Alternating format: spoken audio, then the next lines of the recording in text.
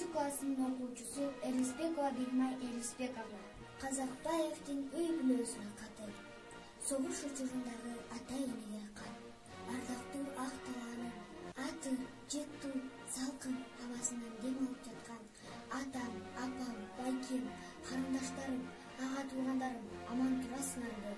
Мен 8 марттан 19 мартка дейин чабуулда жүрдүм. 19 март күнү Минск шаарында катуу салгылашуу болду. Мен жарадар менен госпиталга жаттым. Согуш кыйын, анын тирүү адамга көрбөсүн. Андан далай 11 жыл бою кызыл чокулар арасында жүрдүм. Канча душмандардан көз шарбыз. Жеңиңиз, болун, жеңил. Мен үйгө кайтам. 28 батыр.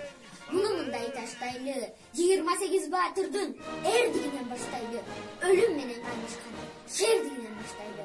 Чоң Москванын алдында кара жер үстү кар болуп, кайран адам окучуп, кардын үстү кан болуп, калкыда учкан канаттуу кар кашага таң болуп, көрүп турган адамдын заманасы курулду, керилип турган карагай тамыры менен суурулду. Астандай болгон жигиттер айбаттана калды деп, ар кимиси ант берип, аябайбыз жаны деп. Ошентип турган эллерге Панфилов келип кеп айтат, кереметтүү генерал кеп айтканды деп айтат. Айланайын үнлер, бириңерден бириңер, басканы турган душмандын баарыңар толук билиңер. Бала чака эл үчүн ажал менен кармашып, өлүмгө арч кимиңер?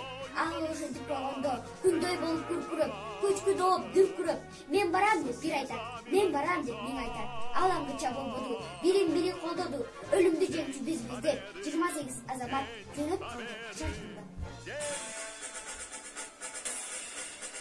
Кыргызстан тоолордун мекени, кунук сулар токойлор кендири, колумдарга түбөлүк жашай бер, өсө бергин гүлдөгөн экеним, көк асманды тиреген тоолорум, ак булутту жаңкырган зоолорум, жаратканым сулуулук бериптир, айтып өткүз эң бир коз мекеним. Кыргызстан ыйык мекен, Кыргызстан койнуң кенен, Кыргызстан, Кыргызстан, коргойбуз сени бек туруп. Кыргызстан ыйык мекен, Кыргызстан койнуң кенен, Кыргызстан.